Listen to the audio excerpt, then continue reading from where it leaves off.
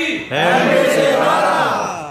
Sebelumnya perkenalkan dulu, saya masuk di kepanitiaan rescue. Saya Arif, boleh panggil Arif atau pendapat terserah, yang penting saya nyawat aja waktu dipanggil ya. Oke, lanjut aja langsung kita bahas di mana saya langsung ke pasien PHD.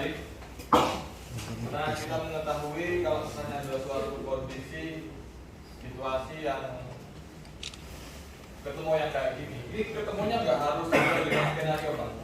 Jadi training ini sangat berguna untuk kita ke depannya.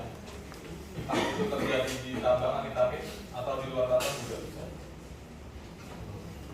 Bisa terjadi kalau misalnya sesuai dengan skenario. Bisa terjadi misalnya kalau sampean lagi OTW pulang, yang pulang ke rumah dari set, OTW pulang naik motor, ternyata ada yang kecelakaan, ketemu di tengah jalan, emang juga nggak sadar, bisa dilakukan. Atau enggak waktu sampean lagi jalan-jalan, cuti, main ke pantai misalnya, ada orang tenggelam, bisa dipakai juga. Jadi ini bukan semata-mata untuk yang sesuai dengan skenario. BHD bisa digunakan pada orang yang dua wajib yang harus ada, henti jantung sama gagal nafas. Itu bisa dipakai semuanya. Dipakai sama orang yang lagi makan, kesedak, nggak bisa nafas, juga bisa dipakai ini. Jadi nggak harus kena jantung, nggak. Tapi yang jelas keduanya itu harus ada, gagal nafas sama gagal jantung. Saatnya nih saya lagi makan, dikasih makannya ayam, ada tulangnya, saya makan, keselak sama tulangnya, nggak bisa nafas saya, bisa dipakai. Gitu ya. Oke. Goal of training, mengetahui prinsip bagi udara. Itu menerangkan pentingnya hubungan rantai penyelamatan dalam bantuan resusitasi, makanya dibuat tim. Ini tim ini nggak cuma ada di tim rescue. Ini sampai ke dia itu, ke si karyawan yang bersangkutan ini sampai dibawa ke rumah sakit atau operasi juga ada tim. Jadi tim itu pasti ada, kita nggak bisa kerja sendirian. Melakukan BHD, resusitasi jantung paru dan bantuan nafas dengan benar dan memerlukan. Melakukan pertolongan pertama pada penanganan korban kecelakaan dan sakit. Kenapa kita dibuat tim dalam, nggak usah ke tim rescue yang harus 5 orang. Yang JP aja kita butuh tim. Bantuan hidup dasar kita butuh tim. Tahu alasannya kenapa? Capek kita Bang. Kita itu gini-gini itu capek kita. Kalau kita capek tidak bisa begini, imbasnya apa? Korban. Kompetensi nggak maksimal. Sama seperti yang dijelaskan sama Pak Fendi tadi. Kalau itu harusnya warnanya kuning, karena kita udah nggak kuat ngomong begini, warnanya merah dia, nggak masuk seperti kita. Makanya dibuat tim. Tim yang ada yang buat gini, ada yang ventilasi. Kalau dulu zaman sebelum COVID itu pakai yang mungut. Jadi mulut kita sama mulut si korban bersentuhan tuh untuk ngasih ventilasi. Masih bahasanya itu masih nafas buatan. Kalau dulu gitu. Semenjak COVID, kata Pak Fendi tadi sampai 2019-2020 ventilasi dihilangkan. Kalau sekarang itu ada yang aku begini, enak, kita bisa langsung tanpa mungut. Kalau sebelum ada ini, pada zaman COVID, kita nggak perlu ventilasi. Digas saja terus FJP ini. Kenapa kok harus dibuat tim dalam penanganan BHD? Itu biar gantian Pak. Itu adalah salah satu syarat untuk dilakukan BHD. Dan ada yang bertanya tadi, sampai kapan kita BHD Pak? Ya sampai kita lelah. Yang pertama kita lelah, makanya dibuat tim. Kalau lelah kita bisa gantian. Terus sampai kapan lagi Pak? Selain kita lelah, ada lagi nggak? Sampai kapan kita BHD? Sampai korbannya sadar. Sampai bantuan datang. Bantuan datang kita udah lost nih, udah tugas kita udah selesai, diambil sama tim rescue sudah. Sampai kapan lagi Pak? Ternyata orang ini yang tim rescue-nya nggak ada nih, belum datang. Sampai kapan nih kita melakukan FJP lagi? Apa? Sampai korbannya sadar. Betul, ini orang sudah keok sudah. Sampai berapa lama Pak? Berapa menit kira-kira kita melakukan ini? Tadi dijelaskan sama Pak Fendi tadi. Jadi ada berapa menit ketika dia nggak ada respon, otak itu ada berapa menit dia tidak mendapat stimulasi, harus apa.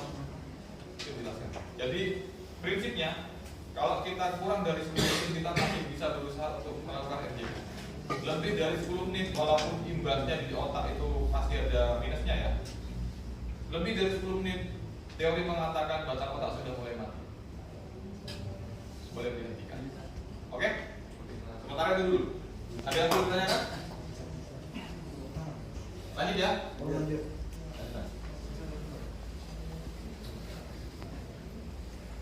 Bantuan hidup dasar mencegah maut. Bahasanya model. Bila bahaya mengancam korban, mencegah bahaya cacat lebih berat terhadap jasmani dan rohani. Jasmaninya kehilangan salah satu atau anggota badan. Rohaninya bila cedera mengenai otak. Mencegah infeksi, mengurangi rasa sakit dan takut. Ini rohani ini banyak sekali ya jiwa ya.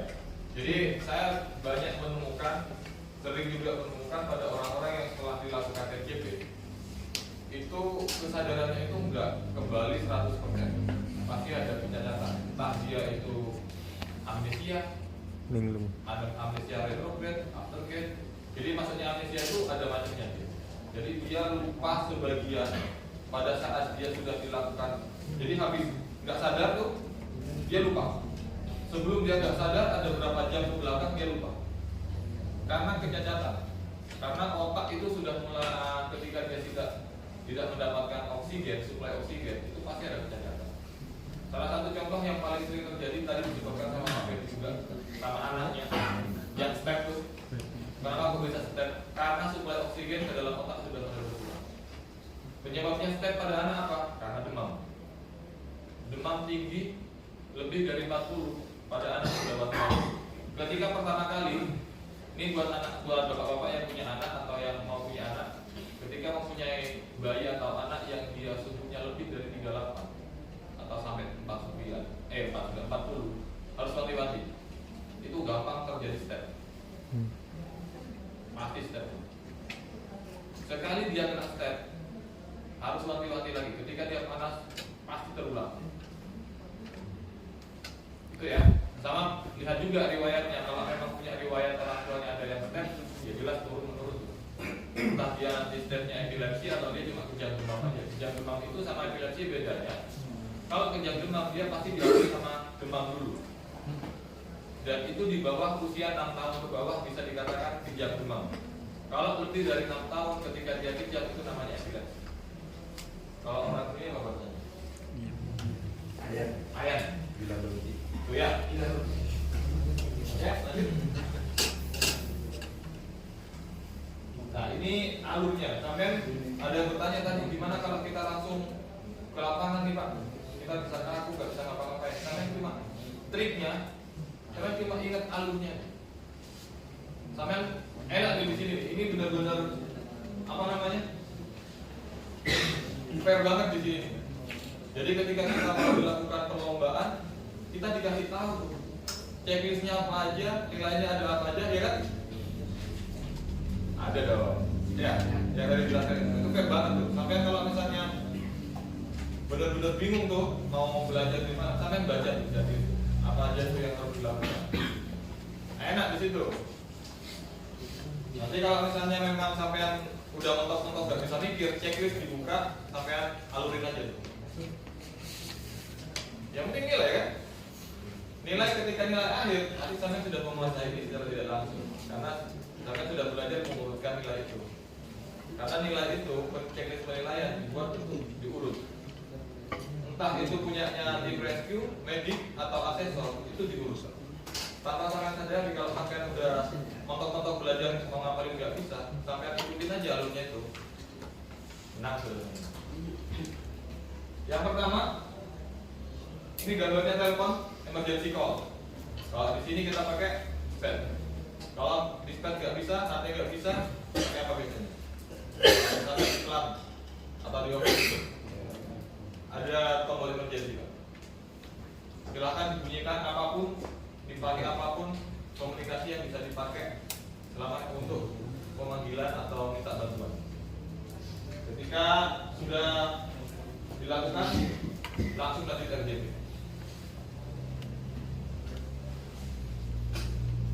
RJP terus tadi Mas. RJP sampai kapan? Ya sampai AED datang, tim rescue datang. Tim rescue datang nanti pemasangan AED. itu dibawa ambulans, baru langsung di atasnya di rumah sakit.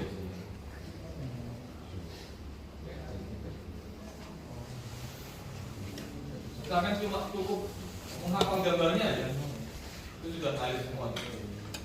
Bisa Pak? Diulang Di back dulu, back dulu kan.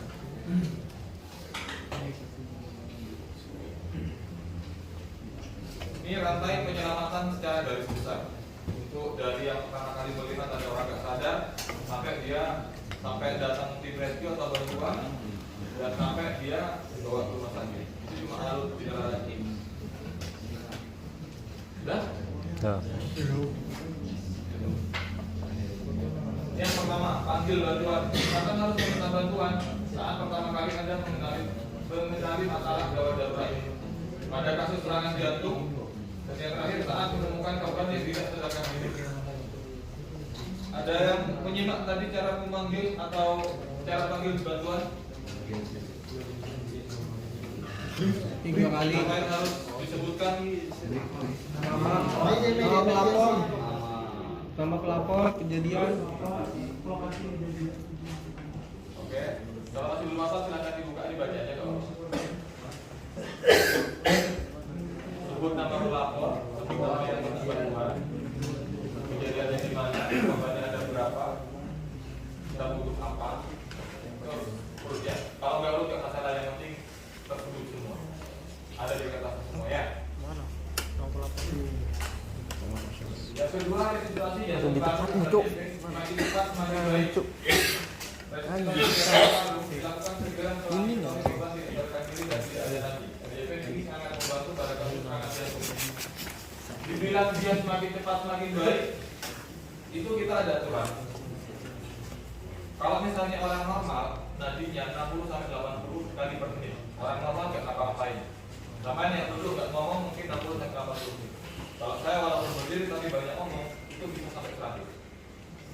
Khusus untuk yang RJP, kita ngasih 100 sampai 120 kali per menit kecepatannya. Karena kalau harus 100 sampai 120 kali per menit, itu lebih lagi menyesuaikan sama kita sebagai penolong ketika kita melakukan aktivitas, nanti kita semakin cepat. Ya kan? Kalau kita nggak mau ngapa-ngapain, sampean kalau mau cara hitung-hitungan jelek-jelekan ya, untuk hitungan, sampean tinggal dikali aja, pegang nanti sampean dihitung sampai 15 detik dikali 4. Itu sudah berapa? Misalnya dihitung 15 detik nih, 1, 2, 3 sampai 15 detik, 15 detik stop dikalikan 4, dikalikan 1 menit, itu sudah tadi sampean. Oke? Jadi bagian periodnya, aliran darah yang penuh oksigen harus mencapai otak segera 10 menit Pak. 10 menit itu batas maksimalnya. Ini kita langsung kalau misalnya sampai mau tahu sampai 4 menit itu berapa, apa yang hilang, 6 menit itu apa yang hilang, 10 menit apa yang hilang, silakan. Tapi yang jelas karena kita di sini adalah bukan orang itu harus bisa tertolong. Kita harus tahu, kita harus bisa tidak lebih dari 10 menit karena 10 menit kita sudah mulai mati. Teori. Dan memang pada kenyataannya itu sama kayak gitu. Rumah sakit pun kayak gitu. Lebih dari 10 menit kita pastikan stop. Walaupun kita kasih epinefrin, adrenalin dan lain-lain, itu tetap 10 menit kita stop. Defibrilasi dini. Cara kerja ini menghentikan jantung sesaat. Cara menggunakan AED, nyalakan AED. Ini sebenarnya enak ini. AED yang ini enak banget gitu. Ini yang mereknya Powerfit AED. Ini otomatis. Yang ini otomatis. Jadi ada beberapa macam AED. Yang ini otomatis, jadi dia nggak perlu tekan tombol-tombol apapun. Cukup dipasang dengan benar. Masang pun kalau sampean bingung, loh saya nggak tahu caranya masang. Sini ada. Tuh, sini ada. Ada gambarnya. Letaknya dia itu ada gambarnya. Kalau dia itu AED kalau yang AED yang satunya itu yang ada tombolnya, yang pakai bahasa Inggris. Ini pakai bahasa Indonesia juga enak gitu. Ketika dinyalakan, ini pakai bahasa Indonesia. Ketika sudah dia itu nggak pasangnya benar, dia ngasih tahu pemasangannya salah. Ada yang lebih cerewet lagi itu dia. Kalau ini pas disuruh pasang tapi kita nggak pasang, dia nggak mau melanjutkan stepnya. Itu pinternya AED. Makanya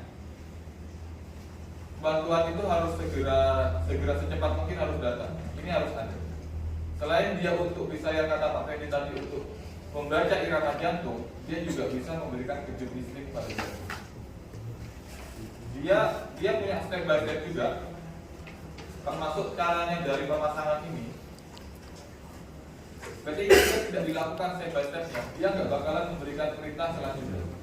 Jadi bakalan perintah yang perintah yang belum dilakukan itu yang diulang-ulang. Disuruh pasang ini nggak benar misalnya, diulang lagi. Sampai dia benar baru dia step selanjutnya baru dilakukan. Nanti biasanya ketika ini dipasang, ini kan masangnya gini.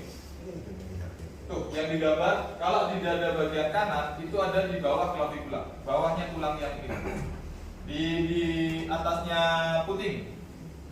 Di atasnya puting, katanya orang Surabaya pentil. Di atasnya pentil. Kalau yang bagian kiri ada di bawahnya pentil. Ada yang beranggapan ini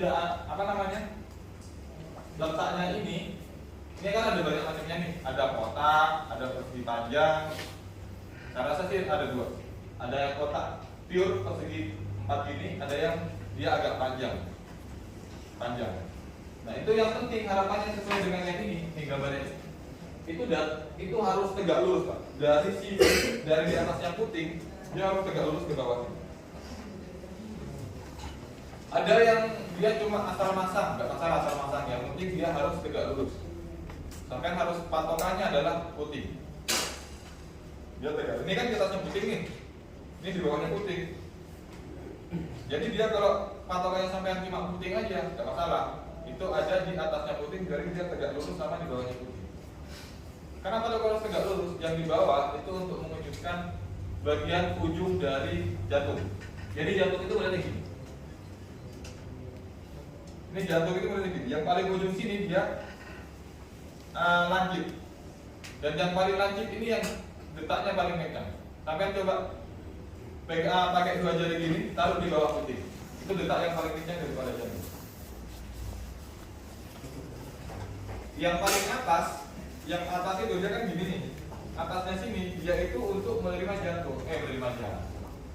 darah dari aliran. Jadi jantung itu kan punya dua besar aliran darah. Yang satunya vena, yang satunya arteri.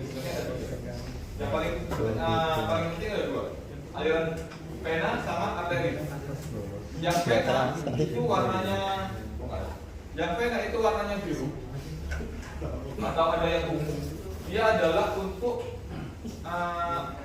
arus kembalinya darah dari seluruh tubuh masuk ke jantung. Yang merah itu arteri. Jadi arteri itu yang keluar dari jantung, itu bahasanya orang awam itu darah bersih. Darah bersih itu arteri, darah kotor itu vena. Kenapa kok bilang darah kotor? Karena itu hasil udah dikobok-kobok ke seluruh tubuh, racun-racunnya dibawa lagi masuk ke jantung. Diproses di jantung, nanti dikeluarkan lagi jadi arteri darah bersih. Makanya kenapa kok dilakukan RJP itu? Untuk membantu si jantung ini biar dia ngompa. Kalau dia nggak bisa ngompa, otomatis suplai oksigen ke dalam otak itu nggak jalan. Jadi makanya untuk penetapan posisinya nanti. Nah ini AED dulu. Nyalakan AED. Kalau misalnya ini nggak ada nih Pak ya. Sini nggak ada on off-nya. Harusnya di sini kalau misalnya yang manual itu ada 2 tombol. Sampean nggak perlu bingung. Cuma sampean tekan tombol on, terus sampean pasang yang benar. Tuh yang kedua tempelkan PAD pada dada korban. Ini PAD namanya ya. Ikuti instruksi, namanya ini AED, automatic aja. Jadi santai aja sampean. Cuma mengikuti arahan dari sini. Yang penting cuma pemasangan ini aja. Pemasangan ini benar, sampean tinggal mengikuti perintahnya sini. Yang ini enak, bahasa Indonesia. Nanti paling bahasanya adalah pasang PAD. ya kita pasang, membaca ritme, bahasanya gitu. Jadi membaca ritme itu membaca arus EKG. Kalau sampean tahu yang EKG RCU, itu yang dibaca oleh si alat ini. Nanti ketika alat ini membaca si orang ini nggak bagus EKG-nya, dia bakal memberikan perintah. Memberikan perintah, kalau yang dia manual, dia memberikan perintah persiapan untuk pemberian video listrik. Kalau ini nggak perlu, dia langsung memberikan perintah sama orang itu. Bebaskan pasien. Maksudnya bebaskan pasien adalah kita tidak boleh menyentuh, nggak ada orang lain yang boleh menyentuh si karyawan. Makanya disebutkan kalau misalnya di all tim itu, kalau ini pakai manual, yang operator, yang kapten sama yang bantu-bantu di lainnya itu ada omongan semua. I'm clear, you clear, everybody clear. Clear semua. Itu sudah rumusnya sudah.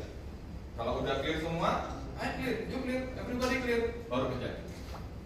Pencetnya untuk ngasih video listrik. Kalau ini nggak perlu kita ngatur harus dikasih berapa joule nggak perlu. Tinggal pencetan. Yang penting sampai cuma tahu posisi pemasangan ini. Ada yang tanya kan? Oke, kalau ini kan Pak, otomatis tadi.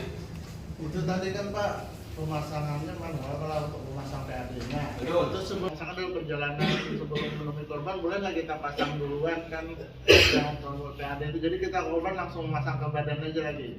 Oh, ini sambil nunggu. Iya, sambil di jalan kan kita ke tempat menuju tempat korban. Makanya di sini kan ada tim nih, ada 5. Ada 5. Nanti kan skenario-nya adalah di dalamnya ini. Ya. Jadi ketika sampean mau memasang ini, nah itu adalah salah satu menghentikan RJP juga, bukan menghentikan, menunda RJP.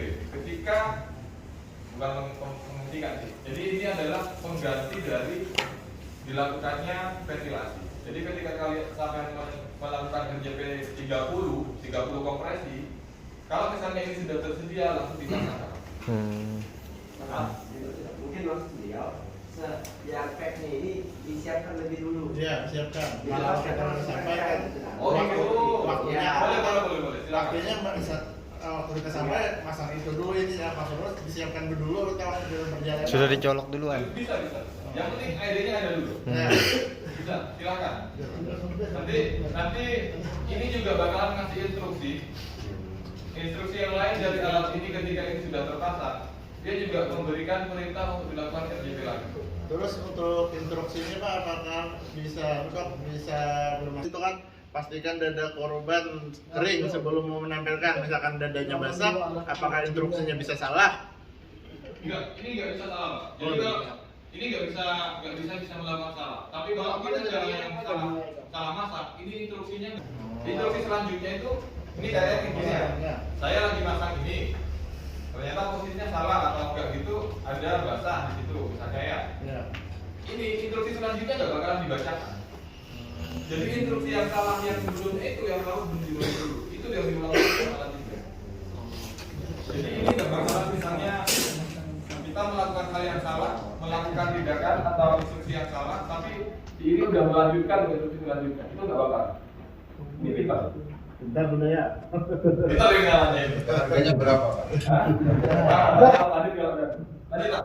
Yang untuk pemasangan tadi itu kan kalau RJP-nya masih gagal, itu manualnya apakah pack itu dilepas atau masih Iya, bisa langsung. langsung aja? Jadi nanti kalau misalnya ini kan sudah dipasang nih bednya nih, Ya, terus udah membaca irama, itu ternyata disuruh RJP lagi. lanjut RJP. Ini ID-nya lanjut juga Pak. Jadi dia memberikan instruksi lanjut RJP ini nggak perlu dilepas lagi. Jadi kita aman selagi dia itu nggak mengeluarkan instruksi Tuntas. lepas, yang lain minggir, siap stop, itu nggak aman lagi. Makanya dibilang AED itu karena otomatis itu, pinternya dia. Tapi beda lagi kalau misalnya di rumah sakit yang pakai yang setrikaan itu tuh. Walaupun kita udah ngomong I'm clear, you clear, everybody clear, masih ada nih yang nyantol nih kadang. Entah itu baju atau enggak tangan enggak sengaja kesenggol sama bednya karyawan, kena juga kita. Makanya kata-kata Pak Beni tadi ketika ada orang yang Pak Beni belum ngomong ya. Jadi AED ini bisa digunakan pada dua orang yang berbeda, yang saling bertolak belakang. Kalau dia digunakan pada orang yang tidak bernyawa, itu dapat membuat orang itu bisa kembali bernyawa. Tapi ketika alat ini digunakan pada orang yang bernyawa, bisa hilang nyawanya. Makanya kalau misalnya mau dilakukan ini, mau dilakukan shock, makanya semua harus minggir, biar nggak hilang juga nyawanya itu. Gitu ya. Tapi ini pinter kok.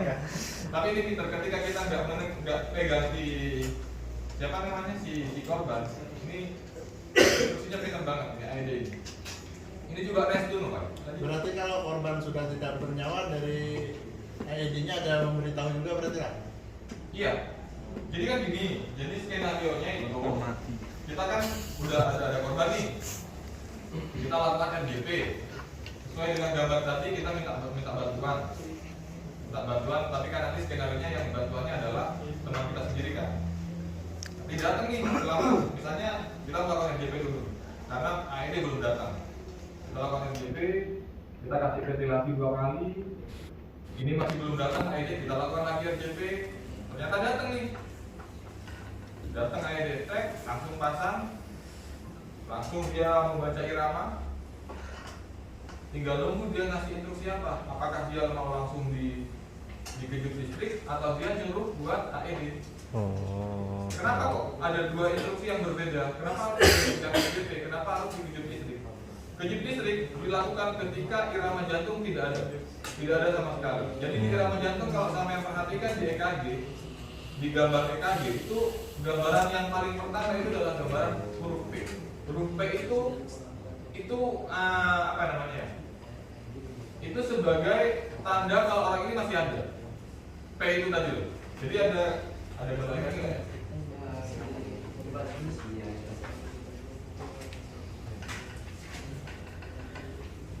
Jadi ini P.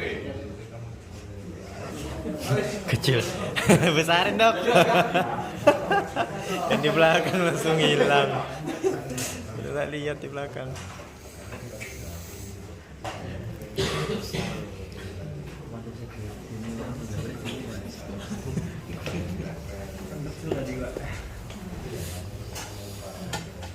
Ini nggak ada.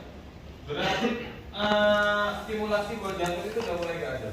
Kalau ini rata, lihat langsung gini, pasti si itu minta dilakukan shock. Tapi kalau ini masih ada, cetek, walaupun ini sudah ininya misalnya pendek nih, ini pendek, pendek ini pendek, terus ini juga pendek, itu pasti minta dilakukan RJP. Selama si P ini masih ada, dia pasti minta RJP masih itu. Walaupun ya masih mengap ya, yang penting masih ada lah tanda-tanda. Kalau dilihat dari ini, kalau yang ini nggak perlu sampai lihat. Kalau misalnya mau ini yang ke belakang ini itu menentukan adanya suatu penyakit. Jadi ini bukan ranahnya kita sebenarnya. Yang penting kita tahu kalau pemasangan alat, kalau alat itu minta shock ya minta shock, kalau dia minta RJP ya RJP. Ini bisa. Jadi ketika dia minta RJP, kita lakukan RJP. Ketika dia minta lakukan ventilasi pemberian oksigen, dia juga turun. Jadi nanti dia bahasanya, kalau bahasa Indonesia lakukan RJP. Lakukan RJP sampai 30 kali. Habis itu dia kalau ngasih apa namanya? Ngasih ventilasi, dia bahasanya itu breathe. Jadi maksudnya breathe itu dalam memberikan ventilasi. Berikan Napas badan. napas badan. Breathe. Dia yang nyuruh. Jadi kita follow aja. Kita dipandu nih. Kalau misalnya udah ada alat ini, kita dipandu. Oke, ada yang mau ditanyakan lagi? Ya, berarti itu langkahnya apa Pak ya? Kita melakukan RJP itu sebelum AED datang. Kalau AED datang sudah dipasang, kita tinggal mengikuti arahan AED. Betul. Makanya kata Pak Freddy semakin cepat lebih baik. Kalau misalnya nanti skenario-nya tergantung. Skenario-nya ini mau dimasukkan terlebih dahulu, lebih cepat lebih bagus, atau enggak ini nanti dulu. Kita harus dipaksa untuk melakukan RJP dulu. Tergantung skenario nanti. Tapi ketika ini ada, langsung dipasang nggak pasang? Semakin ini ada, semakin ini cepat ada, semakin bagus. Kembali lagi sama waktu, golden period-nya. Oke? Makanya nanti tergantung dari skenario-nya. Sama cepet-cepetan si penolong itu datang tuh. Oke, ada lagi? sementara ini dulu, nanti langsung apa namanya prakteknya langsung aja biar biasanya praktek itu lebih cepat tentang langsung aja buat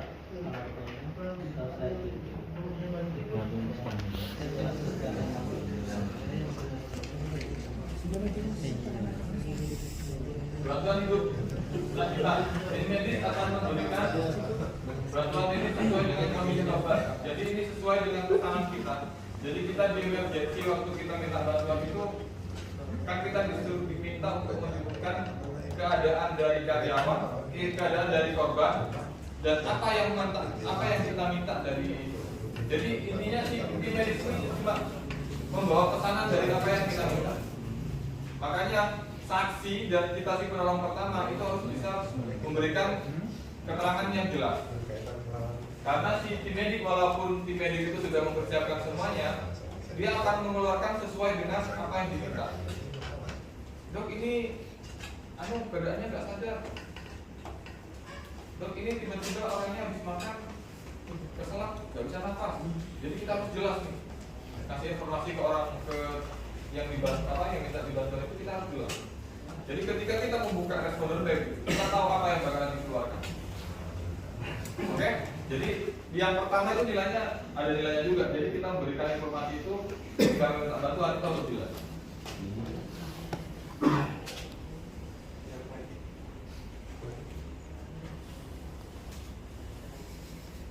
Ini fase skripsinya. Korban akan diberikan penanganan lebih lanjut di rumah sakit. Jadi ini sesuai dengan alur yang tadi ya, alur kendala yang tadi ya. Ketika bantuan sudah datang, itu langsung dibawa ke rumah sakit. Itu bukan fasenya kita sudah. Apa yang kamu lakukan jika menemukan kejadian seperti ini? Intinya cuma satu, tetap tenang, enjoy. Kalau kumpul duluan, aku sudah itu. Panik. Deng deng deng deng. Selesai. Kalau ditanya dengan sini apa yang perlu kita lakukan? dokumentasi.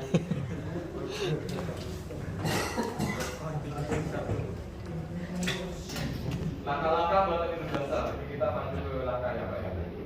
Ini menurut angka 2005. Ini saya rasa sampai saat ini untuk golongan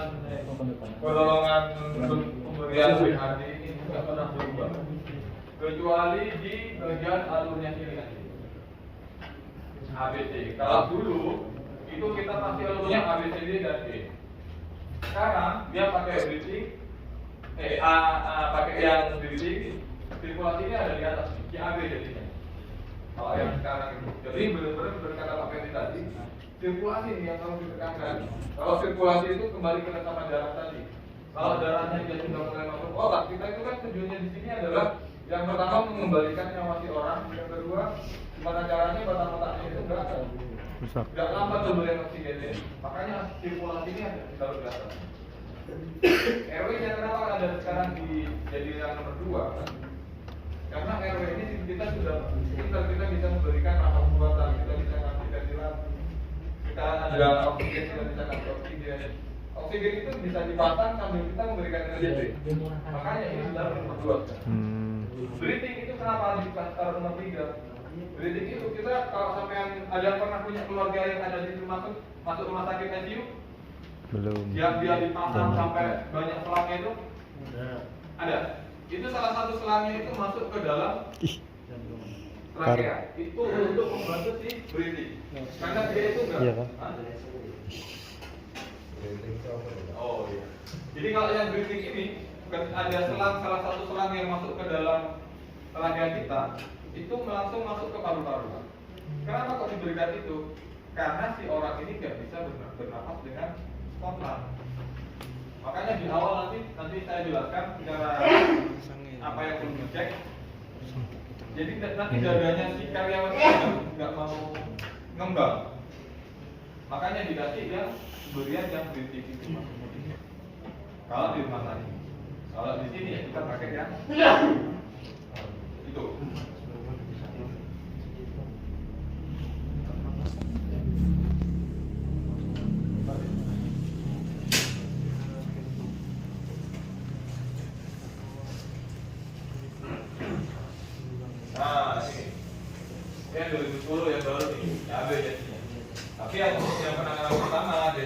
respon. Danger sama respon sesuai dengan yang sama di kertas itu nggak pernah berubah. Sebenarnya sampai walaupun ini diobak-abrik nih, bolak-balik ABC mau apa duluan, kalau sampai tahu dari awal DR-nya dulu, ini alur bakal tercetak semua. Kalau misalnya sampai ada di posisi lagi ujian, memang harus benar-benar urut kayak gitu. Ini berhubungan dengan nyawa masalah. Ya, semakin cepat semakin baik. Kalau lagi ujian, urutan yang paling bagus, bukan waktu. Walaupun sebenarnya pada saat ini, jadi dari semua ini punya waktunya sendiri-sendiri. Lanjut. Jadi dia di masing-masing sirkulasi, RW, itu punya waktu sendiri-sendiri untuk penilaian. Jadi dari jam 12 sampai dia ada waktu semua. DRCAB. Jadi ada waktu sirkulasi misalnya berapa menit, RW berapa menit, DT berapa menit. Itu kalau misalnya sampai mau ujian ada waktu. Tapi kalau misalnya lagi berhubungan dengan nyawa di lapangan, gradek aja semua. Makanya dikasih tim itu. Sebenarnya enak dikasih tim Pak sampai. Enaknya itu sampai bisa membagi tugasnya masing-masing. Jadi sampai nggak perlu menghafalkan semuanya. Misalnya udah mentok sampai nggak bisa menghafalkan semuanya. Tinggal bagi aja tugasnya sendiri-sendiri. Masih gitu ya? Tinggal bagi tugas aja. Sampai tugasnya ini aja ya. Ini aja ya.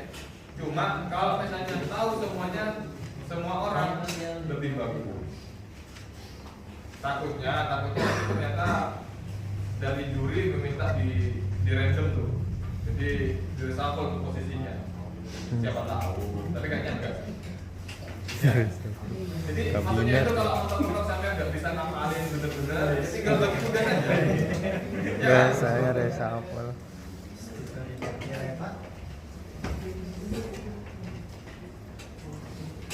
Idenya danger, bahaya.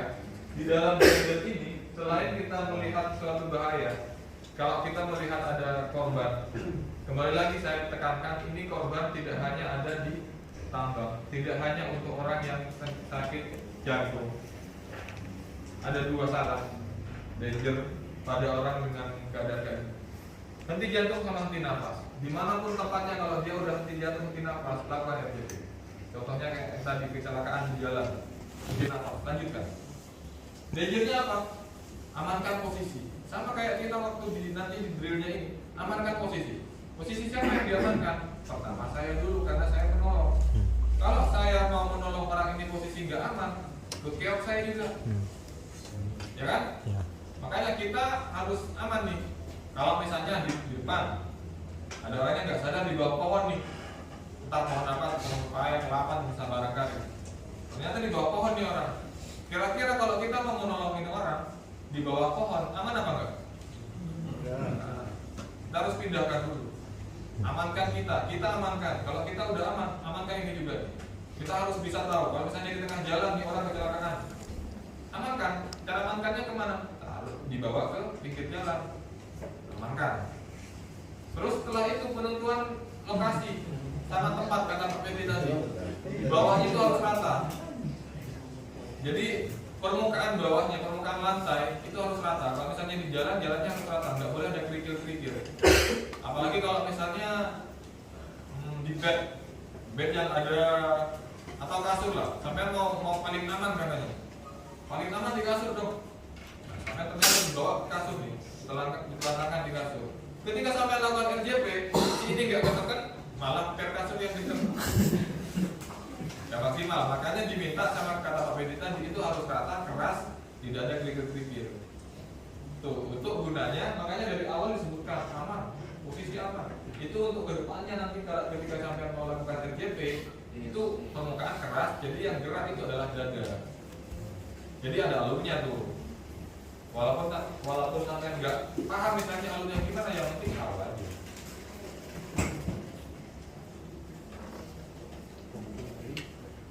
Lihatnya, respon. Nah, respon. Ini yang mesti tahu banyak ya? Makanya waktu induksi sering banget nih diulang-ulang nih sama anak. Cara ngecek respon kalau misalnya sesuai dengan yang itu tadi adalah verbal sama iya, sama dia nggak ada respon sama sekali. Ini gampang nih, ketika sampai mengetahui orang yang bersangkutan itu tahu namanya, tinggal tepuk dadanya, tek, panggil namanya, panggil, cara cek responnya. Kalau misalnya sampai nggak tahu namanya ini orang, makanya kita diwajibkan sama safety untuk selalu membawa kiper, biar kita tahu. Keluarkan kiper, kalau kita nggak tahu orangnya, nggak kenal, keluarkan kiper, lihat namanya, panggil namanya. Nggak bawa kiper juga, panggil biasa aja, bro, kalau laki-laki. Terserah panggil siapapun, yang penting ada panggilan. Nah, yang penting kan kita cek respon dulu nih, iya kan? Yang penting dulu, cek respon dulu. Jadi kan sudah dipanggil tidak nggak nyaut. Tadi ada cek kiri. Ada di kertas itu tadi saya baca ada cek pen. Pen dalam itu gimana caranya ngecek? Kita cubit Pak. Terserah mau cubit dimanapun. Di kulitnya dicubit, kalau dia nggak ada respon berarti orang benar-benar nggak sadar. Boleh ngecek cek sakit dimanapun. Bisa dicubit gini, dadanya sampai pakai ini, pakai ujung apa ini namanya? Oke, jari tengah ini. Sampai tusuk kok. Sampai gores-goreskan di dadanya orang ini. Ditekan tapi sakit. Tekan keras ya. Kalau melihat di rumah sakit digituin jangan marah karena memang itu adalah cek respon sakitnya. Kalau sampai tekan sakit banget di situ. Sama yang ketiga di bagian betis. Betis nih. Sampai tekan gini-giniin sakit gitu. Coba aja dulu. Makanya kalau orang main futsal, kalau ininya kantong itu jarinya nggak karu-karuan. Tapi biasanya kalau orang yang sudah sering itu aman-aman saja. Itu Pak ya. Itu cara cek responnya. Cek respon itu banyak alurnya. Tadi dijelaskan itu dari kepala sampai kaki kita bisa ngecek semua respon. Ada lagi respon yang perlu sampai cek itu masuk respon juga. Walaupun dia sudah masuk ke tanda tanda. Ketika kita sudah cek respon, panggil, terus cek nyeri, nggak ada pergerakan, sampai bisa cek lagi respon selanjutnya. Kalau sampai mau masih ada waktu, respon dari dadanya. Sampai caranya, cara melihat dadanya, tempelkan si telinga kita ke hidungnya si korban, posisi miring ya. Jadi ini telinga kita dekatkan sama hidungnya si karyawan, maka kita melihat dadanya karyawan, si korban bukan karyawan.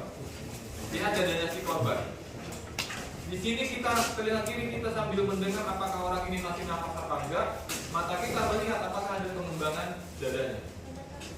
Itu salah satu cek masuk di respon juga.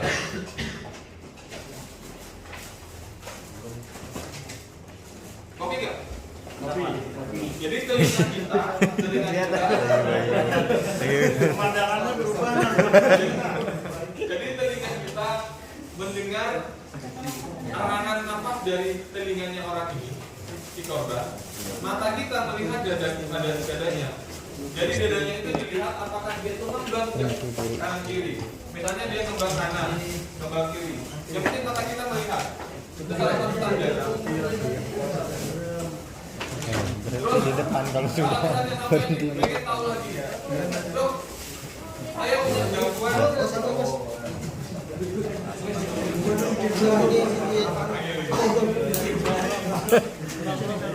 Ada gangguan. Sama sekali. Seperti yang tadi dengarkan pakai telinga, kita lihat dadanya. Kalau misalnya ada yang mengeluh, dok saya ada gangguan pendengaran dok. Misalnya ya. Saya telinga saya nggak bisa dengar nih, kurang. Walaupun bisa dengar tapi dia nggak maksimal. Goblok-goblokannya Pak, goblok-goblokan aja ya. Kita ambil HP, dekatkan sama hidungnya si orang, si korban. Kalau misalnya di layar HP itu ada embunnya berebut, gimana itu? Ya kan? Ya. Kalau kita mendengar kita nggak baik-baik Kurang. aja, mendengar kita nggak baik-baik aja, kita nggak bisa mendengarkan serangannya dari orang ini. Udah kita pakai di layar HP aja. Kalau nggak ada layar HP mungkin ada yang rada menu ini bawa kaca nggak? Bawa pakai kaca ya. Misalnya Yang penting ada bukti kita. Kalau membuktikan nih orang benar-benar nggak ada nafas atau nggak ada dari jantungnya nggak bisa.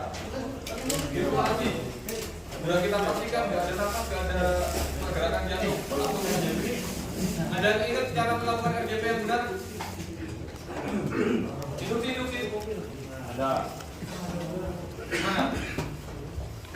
Pakai tangan yang dominan. Dari awal dulu dong. Dua jari di bawah tulang sternum. Dari awal dulu dong. Posisi kita di mana? Di antara putih. Jadi ini misalnya tergantung nanti lokasi ya. Nanti lokasi di mana kejadian. Yang penting kita ada di sebelah kanan atau kirinya dari karyawan di korban. Kalau secara medis itu penolong selalu ada di sebelah kanan dari korban. Tapi tergantung lagi sama situasi. Jadi di lokasi ini nggak kelihatan ya maksudnya belakang. Jadi si posisi kita sebagai penolong, biar kita nggak gampang capek untuk melakukan kompresi, lutut kita harus rata-rata dengan apa ini namanya bahu. Kalau misalnya kita ada di sebelah kanannya si korban, lutut kiri kita harus sejajar dengan bahunya, bahu kanannya si korban. Kasih jarak satu kepala gini, dan kita tegak lurus. Cara menentukan titik tekannya adalah nggak kelihatan Pak. Nah, maju. Tapi ini kan ada dong. Ini apa? Hah? Dengar kerja? Ininya. Oh, kerja kurang. Maju aja Pak. Maju aja. Penting gue sehat aja Pak. Maju aja.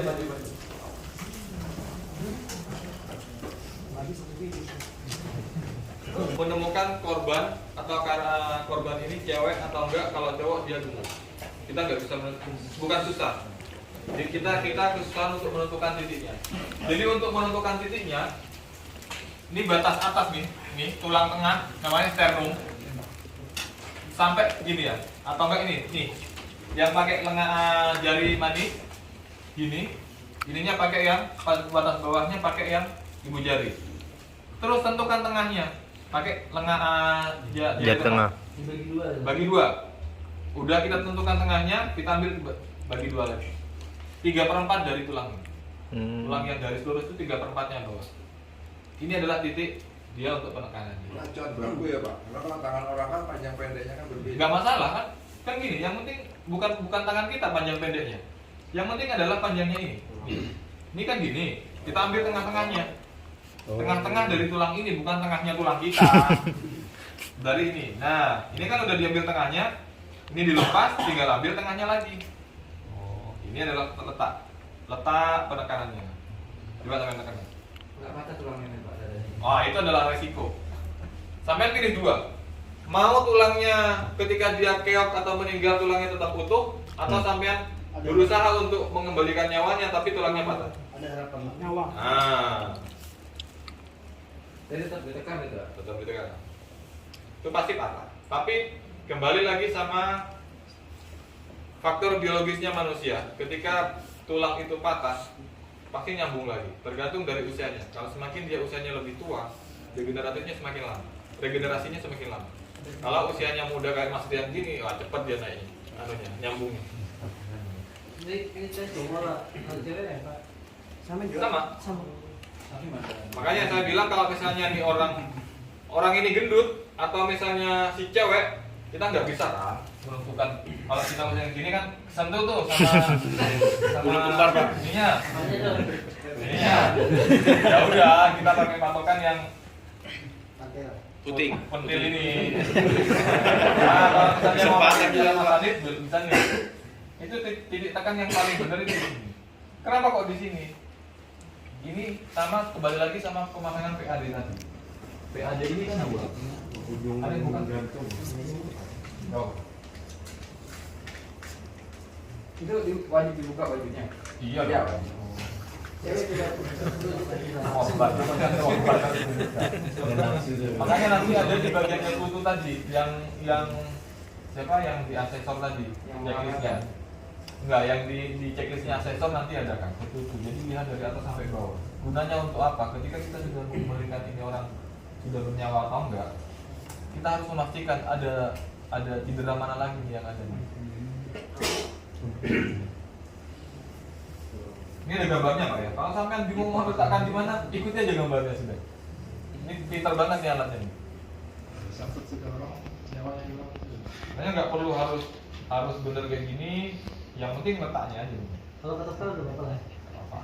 Ya, sama aja. Sampean merem aja yang penting dadanya nggak anunya sama.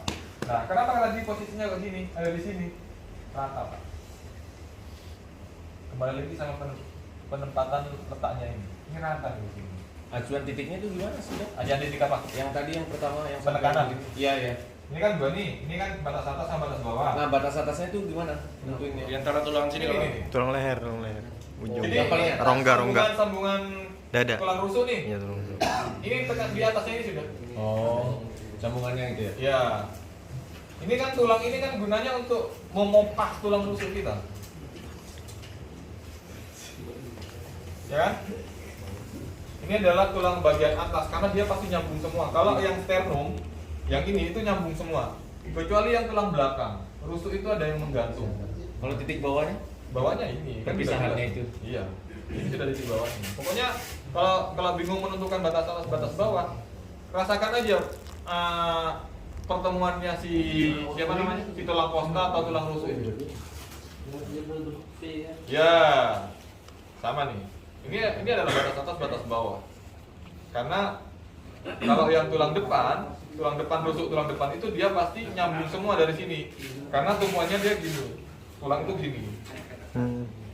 Beda lagi kalau misalnya di belakang, tulang belakang ini. Nah ini ke belakang itu ada yang Nggak nyambung. nggak nyambung. Sampai ini nggak nyambung yang ini. Makanya dia gantung. Kalau di sini pasti dia nyambung semua. Makanya batas atas batas bawahnya ya sternum ini. Nah itu untuk menentukan sampai Mas Ari tadi bagi dua. Ini batas atas nih. Nah bagi dua. Bagi dua lagi ke bawahnya kan 3/4-nya. Bagi dua di bawahnya sini. Dok, nanti waktu challenge itu monitor itu hidup dok? Yang mana nih? Ini? Ya. Hidup. Jadi kan kita ini monitornya untuk menentukan penekanan kita benar apa enggak nih. Sampai apa enggak nih. Nanti di sini ada start. Nanti kalau misalnya si juri mungkin iseng mau di print aja. Untuk mengetahui orang ini penekanannya bener nih, kurang nih, lebih nih. Kan bisa di print. Oke? Jadi gunanya untuk di sini Pak penekanannya untuk menentukan posisinya. Ini sampean garis ke sini, sampean tarik ke sini. Ini ujungnya si jantung yang seperti saya bilang tadi. Kalau sampean tekan di sini, ini adalah titik di mana jantung itu detaknya lebih kencang daripada yang lain. Tuh. Nih, di bawah puting ini. Jadi posisi jantung itu nggak benar-benar lurus dia. Jadi dia miring. Gini. Jadi dia gini modelnya. Oke? Untuk lanjutnya. Posisi yang biar kita nggak capek, penekanannya biar maksimal. Lutut kiri kita sejajar dengan bahu kanan dari korban. Pertama, kasih jarak 1 kepal tangan. Kira-kira aja. Kalau mau sampai peduli ya kepalin gini aja. Setelah itu tentukan posisinya. Setelah dilakukan titik posisinya, tangan kita yang dibuatkan kan adalah apa ini namanya nih? Punggung telapak tangan. Pangkal tangan. Telapak tangan. Nanti caranya tinggal kita tentukan sampean itu kidal apa enggak. Iya. Kalau sampean kidal boleh pakai tangan kiri yang membuat tekanan. Kalau enggak ya pakai kanan. Dengan syarat ujung jari atau enggak jari-jari enggak boleh ada di bawahnya. Oh iya. Jadi harus lurus gini. Nah, ini kalau masalah ini. Jadi yang diawet penekanan adalah ini. Kita tegak lurus. Yang dijatuhkan adalah bahunya, bukan ininya.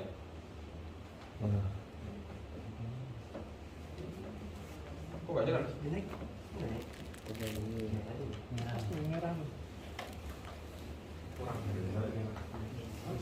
Mantap tulang orang banget. Nah, ini sampai hijau. Berarti benar. Kalau merah berarti kelebihan dia. Oh merah. Ya. Ini ada syaratnya untuk dilakukan RJP. Yang pertama harus interupsi maksimal. Dia harus balik lagi tuh. Si tulang itu harus dia ngelawan tuh. Sebenarnya yang ngelawan itu bukan tulang, jantung. Makanya saya jelaskan tadi jantung dia ada gini. Ketika tekan dia harusnya gini. Gini itu biar darah itu masuk ke jantung. Ketika dia kembali dia gini lagi. Makanya dikasih waktu si dadanya karyawan itu buat balik lagi. Itu namanya interupsi maksimal. Kalau diteori lagi untuk penekanan itu adalah 5 sampai 7 cm. Kita nggak bisa dong kira-kira. Ya kan? Kita dibantu untung ada ini nih. Kalau sampai ada ini, tinggal lihat aja sampai hijau berarti dia udah benar. Kalau dia sampai merah berarti penekanan sampai kelebihan ini. Tapi kan ini kan ada hidupannya dari situ. Terus bagaimana kalau manusia hidup? Manusia hidup. Iya. Ini kan ada kabelnya nih. Bisa Betul. monitor itu sini kan. Kalau orang Sampai nanti cobain. Saya rasa. Sampai rasain dia ada pantulan, Pak. Ada pantulan, ada arus balik dari perlawanan dari sini. Maksudnya kita tahu. Betul. iya. Iya itu nanti di sini ada rasanya sampai. Sama. Rasa. Kerasa jadi ketika kita menekan kita di sini. Langsung Pak. Maksudnya kalau coba hidup langsung kita bisa. Siapa yang mau dicoba? Maksudnya kan ini kan termonitor sama ini. Iya. Tuh. Maksudnya kalau manusia ini, kita taunya ini merah kayak apa? Enggak ada nih, enggak ada monitor kan. Iya. Gimana cara kita untuk mengetahui tekanan kita benar apa enggak? Kelebihan atau kekurangan. Makanya kita kan disuruh latihan. Ketika kita sering latihan sampai udah nih kita latihan nih sampai segini ternyata sampai bisa ngira-ngira tuh penekanan berapa di sini. Kita cabut pasti hasilnya sama. Itu yang di aplikasi. 5 cm dok ya? 5 cm. 5 cm, 5 sampai 5 pengaruh cm. kayak orang terus dan orang gemuk yang alat ini untuk monitor bukan untuk pengganti monitor yang ini. Bukan. Jadi nanti ini kan posisi terpasang nih. Ini posisi terpasang. Kanan kiri, cek. Setelah terpasang itu on. On-nya itu dia nanti bakal mengeluarkan suara. Analis ritme, maksudnya analisa ritme jantung. Analisa ritme jantung. Kita diam nih. Kita nggak monitoring dulu biar dia membaca ritmenya si ini. Terus ternyata dia nyuruh lakukan RJP. Akan lakukan RJP tanpa ini harus dilepas nih. Ini posisi masih terpasang kanan kiri. Jadi ini nanti mengeluarkan suara perintah lakukan RJP sampai lakukan RJP lagi. Sampai 30 kali penekanan dia nyuruh lagi nanti. Kalau bahasa Indonesia kasih ventilasi atau enggak gitu breathing. Breathe. Jadi 2 kali ngasih perintah untuk menekan. Nanti dilakukan lagi RJP. Dia nanti mengeluarkan perintah lagi. Analyze ritme atau enggak analisa ritme jantung. Ketika dia sudah menyuruh shock, aba-abanya adalah sampai harus disuruh minggir. Clear apa sih bahasanya ini? Clear area. Ya, clear area. Nanti sampai minggir dulu di sini. Itu ada pinternya dia di sini. Makanya semakin dia cepat datang, semakin bagus. Semakin dia lama datangnya, si penolong semakin capek untuk melakukan RJP. Berarti nanti kalau kita melakukan pemompaan ini juga dikatakan di sini. Kalau misalkan ini pas sudah enggak. Dia enggak menentukan menilai sampai penekanan baik apa enggak. Nah, kurang. Tangannya salah. Salah. Tangannya gimana yang Lututnya salah. Tegak lurus posisinya salah. Netizen.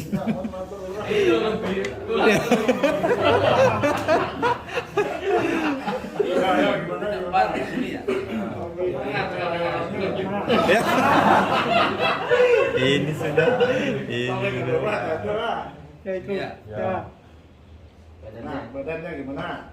Bukan tangannya Mati lu. Kalau posisi dia benar, pasti di situ dia salah. Ayo coba aja dulu. Merah. Makanya posisi itu untuk Nanti sedikit-sedikit aja gitu. Jadi kita Dia masuk ke pas, kalau pas posisinya. Itu ada ininya kah? Ada jedanya kah? Harus sedetik atau berapa detik? enggak, makanya kembali lagi kalau misalnya kita sudah ada di kondisi di lapangan kayak gini. Ini kan ceritanya kita jadi tim rescue. Ya. Semakin cepat lebih baik. Ya kan Mas Rit? Sudah semakin cepat Enggak, kan? tekanan Tuh. itu. Yang penting harus kembali dulu nih. Ini harus dibalik. Ada recoilnya dia. Oh.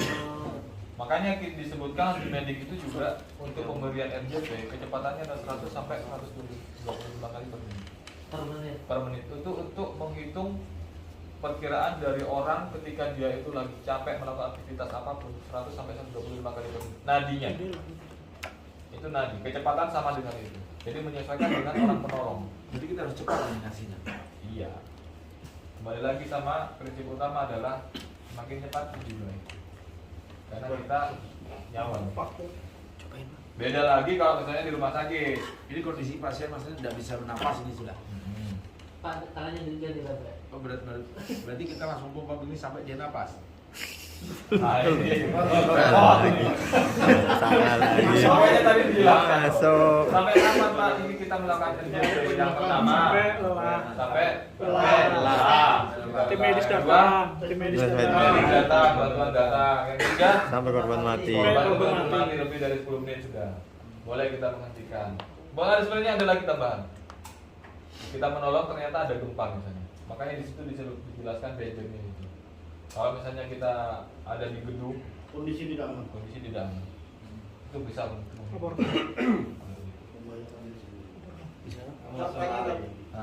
Saat kita RJP ini kan kita bawa perawatan ini. Udah bisa nolong kita.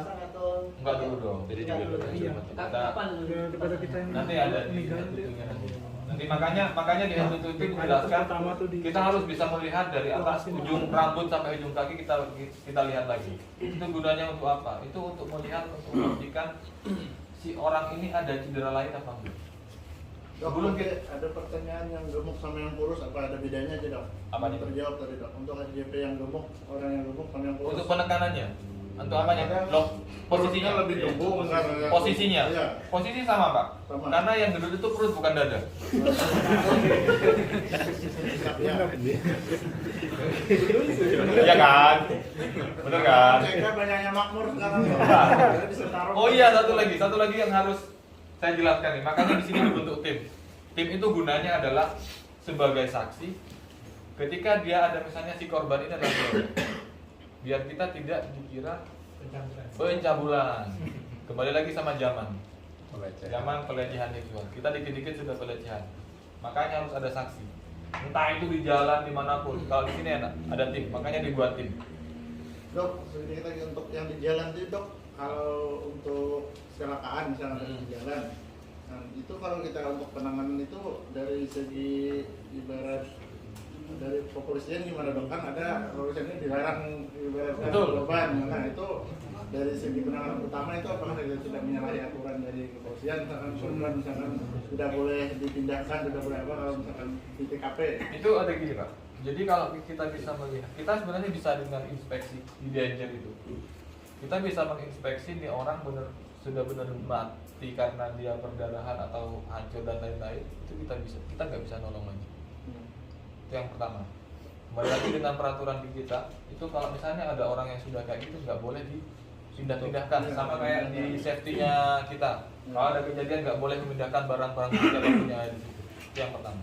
Tapi ketika kita bisa melihat nih orang masih bernyawa, masih ada pergerakan, kita pindahkan. Dangernya, pindahkan ke tempat yang aman. Apalagi Seandainya orang itu bobotnya berat tapi bisa memindahkan tuh gimana? iya kita bantuan ke Pak. Bisa sendiri. Ini Iya. Sendiri terus di mana nih? Nah, kan nunggu jalan kan kita nunggu bantuan kan masih mau waktu lama kan? Nah, gimana kita mengevakuasi orang yang berat gitu? Sebenarnya gini, minta bantuan itu di AH tadi, bantuannya adalah di situ alurnya adalah telepon kan, emergency. Maksud Pak, ini Pak, untuk kawan-kawan minta maaf, artinya pertanyaannya tuh untuk ini dulu, yang di luar tuh nanti. Iya, makanya saya biar alukan kita nggak berkembang tambah berat gitu Pak. Enggak, ini saya menjelaskan perbandingan. kalau sesuai gambar, itu gambarnya kan telepon tuh, Ya. emergency. Tapi gimana kalau misalnya kita nggak ada teman, nggak ada telepon sambil nunggu itu, ya kan? Iya. Iya. Makanya di situ adalah dangernya kita harus meminta bantuan, ngomong, tolong.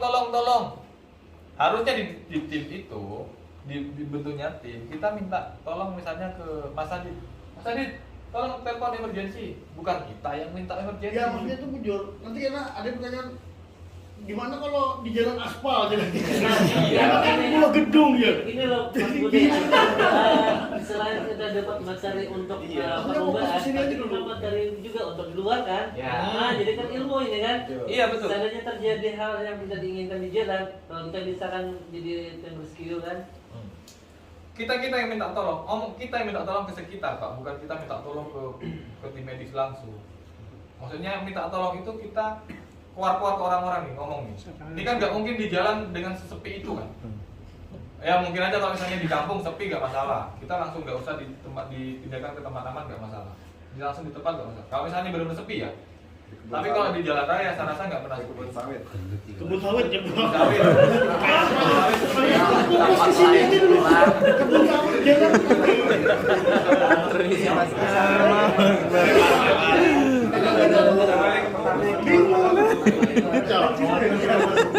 Kacau.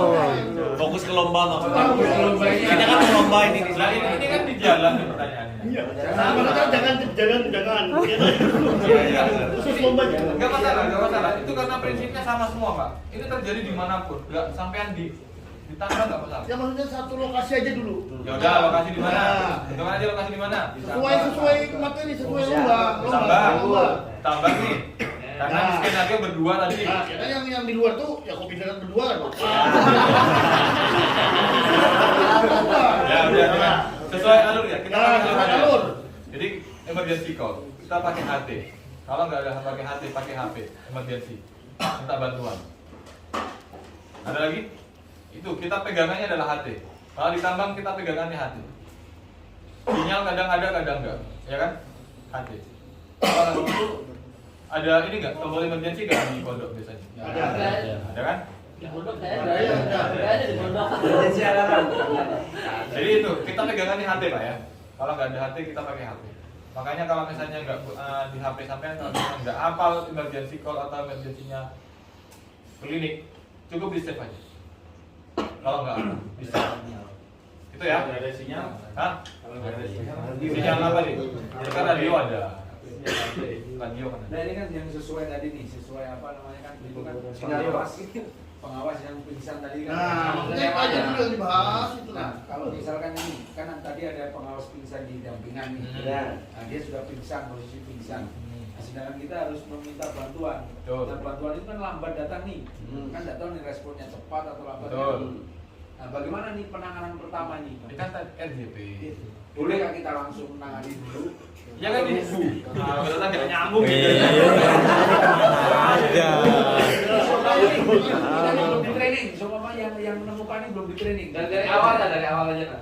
Susah ini dari awal ngapain? Ini aja teman-teman karena udah jam 10:11 kita break dulu ya. Biar fokus. Yang terlalu jauh. Ayo,